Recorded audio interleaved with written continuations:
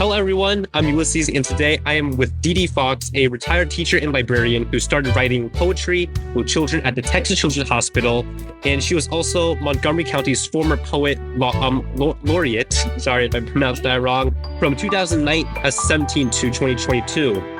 And she's also partnering with Writers in Schools nonprofit, which connects children and youth with professional writers and spoken word artists to unlock the joy and power of storytelling. Very nice to meet you today. Nice to meet you. So what originally inspired you in writing poetry? Well, in 2006, I found myself home alone over the winter holiday with nothing to do. And I noticed in the Woodlands Villager that Lone Star College had a contest, a poetry contest that was open to residents. And so I went ahead and I just wrote a poem about happiness because I was trying to focus on positive things. I wasn't used to being alone. I'm part of a big family. That was very strange to me. So surprisingly, it got accepted. Wow. Into the magazine. And so it went into the Lone Star Literary Magazine, which is called Swirl. And that opened up all kinds of doors for me because I had a reading at Barnes & Noble. Barnes & Noble on the second floor with the windows looking out on what used to be the Anadarko building and on the skyline and the highway. We would meet there about once a month for poetry readings. And so I started getting to know the poetry community and found out about a poetry class that was being offered at Imprint Houston over the summer. And Dave Parsons, who was state poet laureate in 2011, invited me, suggested that I take his class. And so I went down there and met a group of people in Dave's class, and we worked together for years. We would meet twice a month at, I guess it was like a tavern called The Raven, and we would get their private room and we would eat dinner and we would critique each other's work. And there were really good writers in that class. I would say that most of what I've learned from poetry, I have learned from other poets because I do have a master's degree, but it's not a fine arts master's degree. And so, my friendships and my interest in the number of poetry readings I did and the number of anthologies my work got into grew and grew. And this was a particular interest to me because I had already published a children's historical fiction novel. What was it about? 1998. It was about an immigrant to Houston through Galveston. And the details of it I had gotten from interviews with my great uncle and with my grandfather's family because they had immigrated in 1914 through Galveston. So the details were there, but then I made up a story and I had the main character do everything that I wasn't brave enough to do, like run away from home and swim a flooded river and, ride on a train when he shouldn't have been on without a ticket. And so it was a lot of fun to write. And it won an award from the Association of Jewish Libraries. It won a manuscript award. And I had an agent that came up and offered to represent me. And I thought, I've got it made. And I'm really going to be the author I've always dreamed of being. And even though I was still teaching, I was a librarian at that point. But I thought, I've got it made. Well, that isn't how writing works. After a year, she said she hadn't been able to place it. And I got frustrated with the New York market. And wasn't sure whether I could trust that she really had sent it out because she hadn't sent me any records. So I decided to go with a regional press and I sent it to Texas Christian University, who had a wonderful, wonderful editor named Judy Alter. And they accepted it, but I had to wait a while, which is what's typical in traditional publishing for it to come out. So it came out in 1998. And it made me really happy. And I wrote other manuscripts and I wasn't getting them published. And so after that, I thought, okay, look, if I'm not getting them published, I need to work on my craft. And I had been looking at the comments that would come back. First of all, getting comments was a good sign. It meant I had some talent. But it was also telling me what I wasn't doing right. And I came away thinking I'm too much of a teacher when I'm writing, and I'm not being subtle, and I'm being too direct, and I need to show and not tell. And what's better than studying poetry to learn how to do that, to improve my writing? So the immediate success that I got with the poetry was very seductive, because you have to wait so long in novel publishing, and you probably know this. Yes. And self-publishing was really not a respected thing then as it is now. I mean, there's so many different roads to publishing now. So in the meantime, I've had books of poetry that have been published, and I've had another novel published, but it was a novel in verse. Mm-hmm.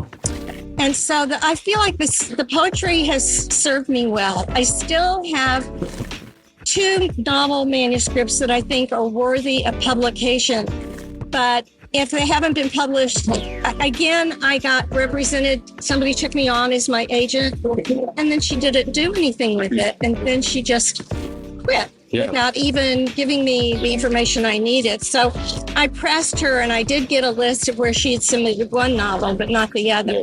So I'm at square one on that, and I need to suck it up and start submitting those again. But that's how I got into it. Wow, that's a really amazing story. And I also love how you also give back to our community and helping children in hospitals to help them discover the joy in writing and just being around them. So what inspired you to do that? Okay, what inspired me is that my older sister had a blood disease when she was a child, and it affected the whole family. She was one of the first patients of Dr. Fernbach at Texas Children's Hospital in Houston. He was a new hospital then. He was a young doctor. And they didn't have services then for families. Yeah. And I couldn't even visit her if she was in the hospital. And there just was so much fear surrounding, everything. I'm very happy to report that they got the blood disease under control, and she's lived a full life and is 76 years old, and had a family and did all the things that you would want your sister to be able to do. Yeah. And I think that was part of the motivation. But the other part of the motivation is I loved being a teacher and a librarian, and I just don't have the physical stamina for that anymore. And so for me to get to spend time with children, doing what I love with them, which is playing and writing and reading, is a perfect job for me. Yeah. So, now here I am, I'm in my 70s, and I have this perfect job that brings me so much joy. If I go in on Friday mornings and, something just doesn't feel real good, I'm probably tired or feeling old, the minute I get to visit with the kids and talk to them, everything just lifts. And their sisters and brothers are sometimes with them, so I can get stories for them. And you know how writing has that ability to take you away. Yeah, I 100% agree. The only times in my life when I've lost my sense of time is when I was falling in love. Yeah. And when I'm writing. And I see the same thing happens with the kids. They're telling me, I'm typing it up, I'm reading it back to them to be sure I've got it right. They're correcting me. I print it out, and then their families get a book. And I am very fortunate because I don't know what their diagnosis is. I'm not a medical person. And so the way we can relate to each other is just kid to grandma. And what has shocked me is how many teenagers will talk to me, particularly the teenage boys. I thought they would look at an old lady and not really,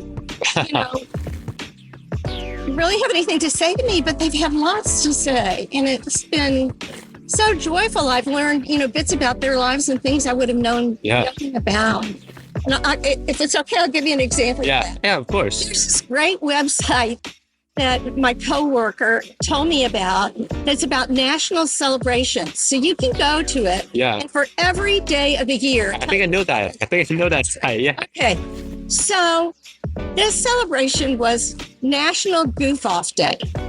So I go to one of the rooms where there's a teenage boy, hair and cornrows. Yeah. You know, you would think he'd have nothing to say to me, and I'm like, hey, you know, it's National Goof Off Day. What would you like to be doing today? And he said he wanted to be playing pool with his grandfather, Terrence, who's quite the pool shark. And he went into everything that he and his grandpa do. He had his ball right in front of the pocket. Wow. Yeah. And so for his grandfather to get his ball, you know, into the pocket, he was going to scratch, which is what this boy thought. But Terrence was so good that he knocked his ball so that it bounced off the sides 3 times and went behind his ball into the hole. Wow. So I got to hear this great story that I never would have heard. And he was in a good mood, just having a great time, no matter what he was there for treatment. It was a chance to just be himself and not be the sick kid. Yeah. So, I mean, it's just, I just love it. I just want to say we really appreciate for everything you do. I think that's absolutely amazing. And also, you are a former librarian. And what do you believe is the importance of books in children's lives? Well, for me, it was a great escape and a great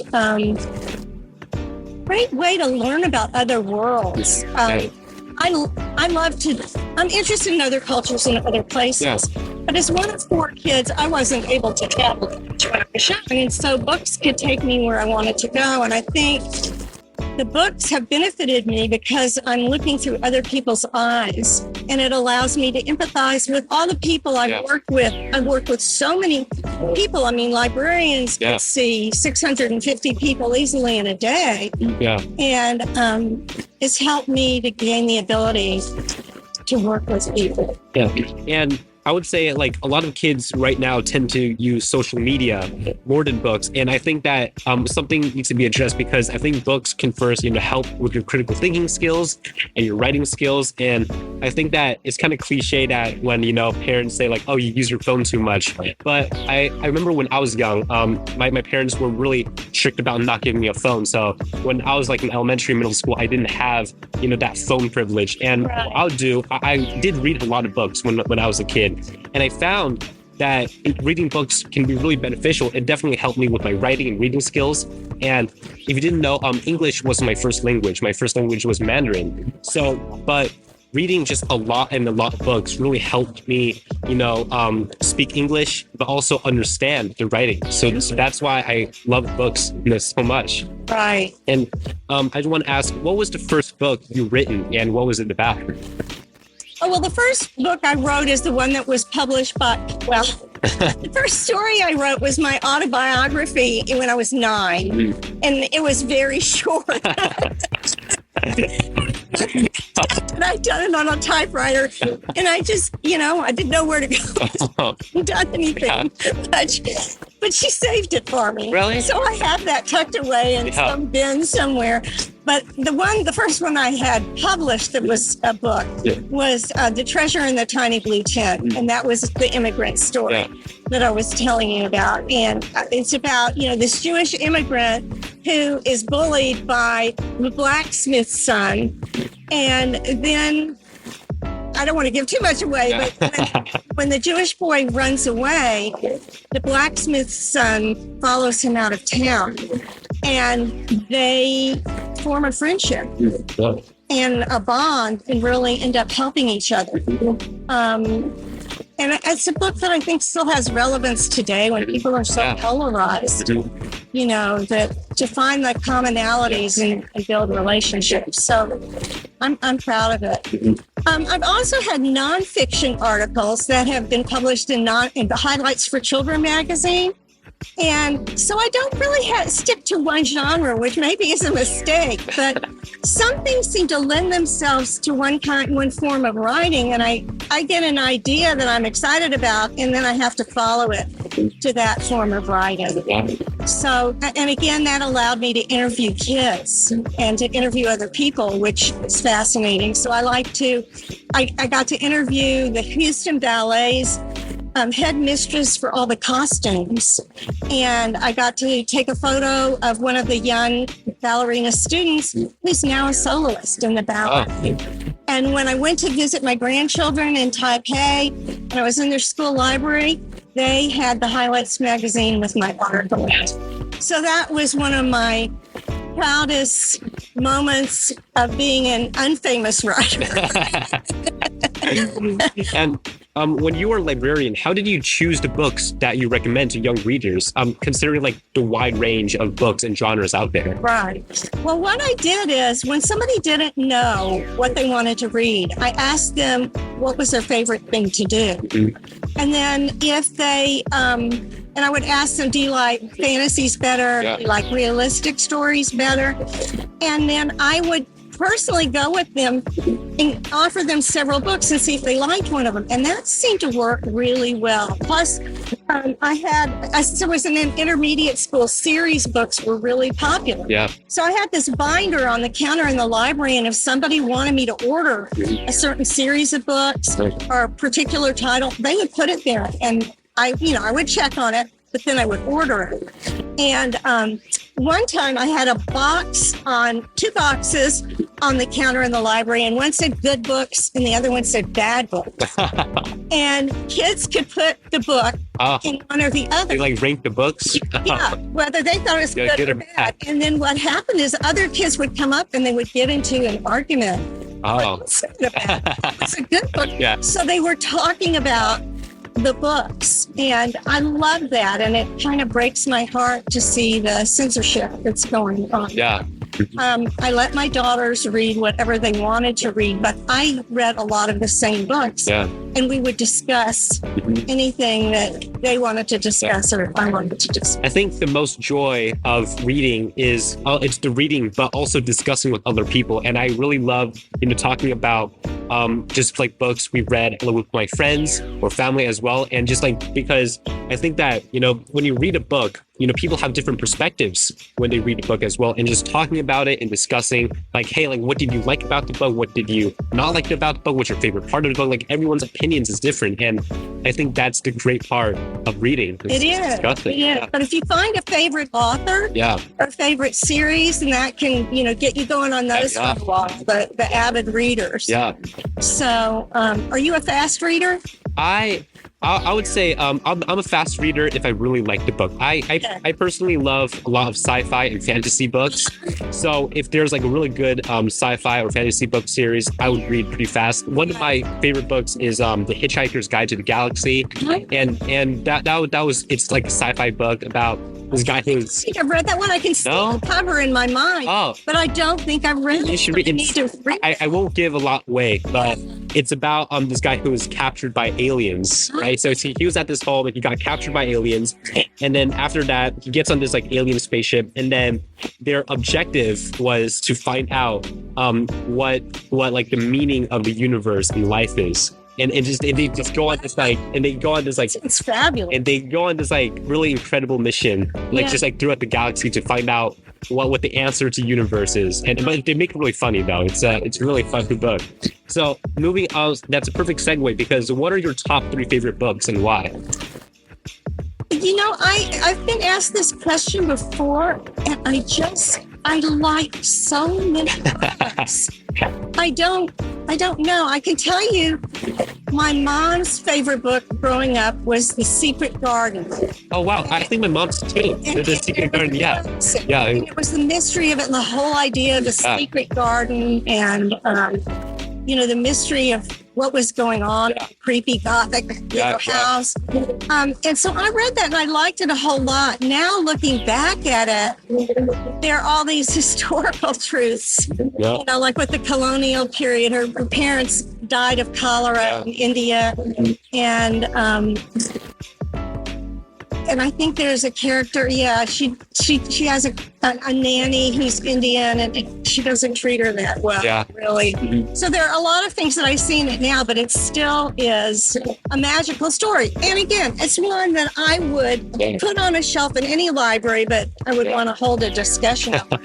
The Wizard of Oz books. Oh, yeah. My dad had a friend who was in the Korean War, and he left his set of books to my father because he knew my dad had all these children that he read to. And so my dad would read to me in their first printing books. And I loved that series. And I particularly liked one about... This is really strange, but it's called Ozma of Oz. And it was about this young boy, and there are all these magical transformations in the book. She ends up being the Princess of Oz. Oh, okay. Which people would have plenty to say about now, but it was just very innocent and fabulous, that book. And I'm sure I responded to the girl being the lead. Yeah, I think it's kind of similar to, like the Lion and the Witch in the Wardrobe. Yeah. Like Narnia. Yeah, the magical world. Yeah. It sounds very similar. Yeah. So, I'd say my top 3 books. The first one is The Odyssey. I was actually named after Odysseus. My name is Ulysses. Yeah, and then obviously The Hitchhiker's Guide to the Galaxy. I'm a really big fan of like sci-fi and fantasy.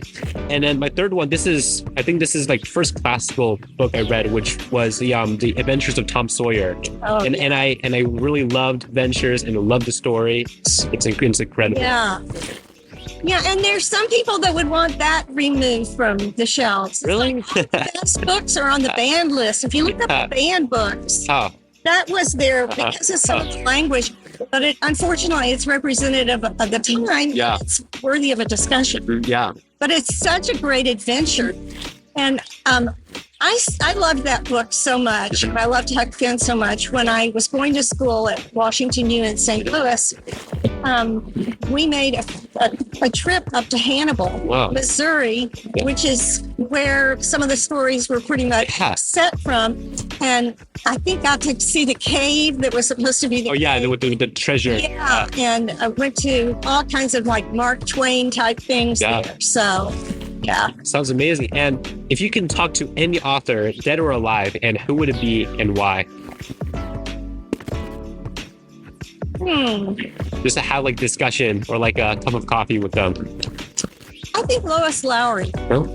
She wrote The Giver. Many other books. Yeah. And I used her as a model, her earlier books. Yes.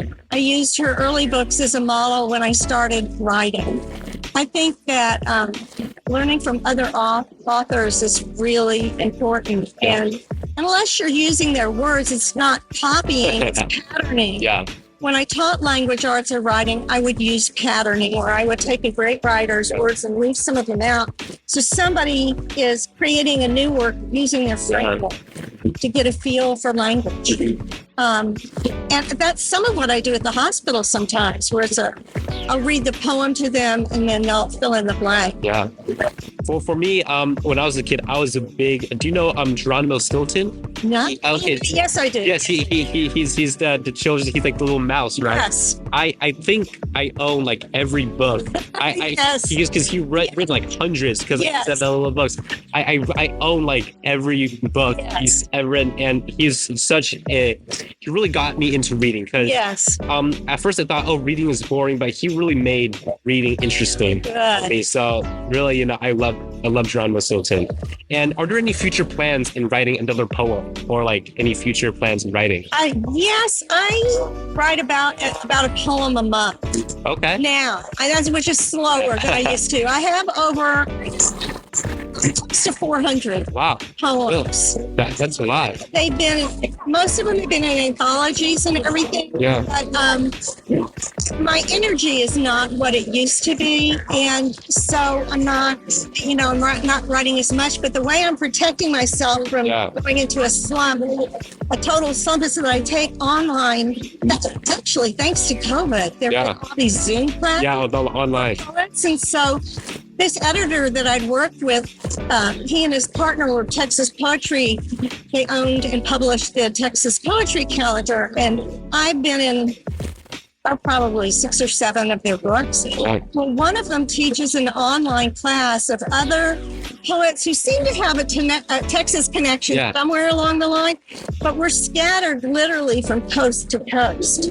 And so we meet on Zoom, and he teaches classes, and then we break out into critique groups with these other poets that we know and really respect, and offer each other advice. And so we look at different forms of poetry, and there are prompts and, books of prompts. And so it keeps me learning. And I would say that my training as a poet has totally been from other poets. I think it's so much easier like online. I know like with the ebooks, like the e-readers, and also like the online libraries where you can just read books online. Yes. It's made like reading so much easier. It's much more accessible, I think. It is. Online. It is.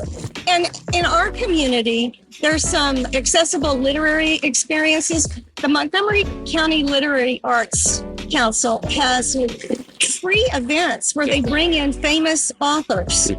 And they're on Thursday nights in G102 at Lone Star. It's totally free. Yeah. And you get to really interact with these authors. And I guess the reason I had to think hard when you asked me about what author I would like to talk to is that when I was a librarian, I brought in some of the most famous children's authors. Lois Lowry was one, I didn't bring in. But so I have met and eaten dinner with and had fun with some of the very famous young adults. Yeah.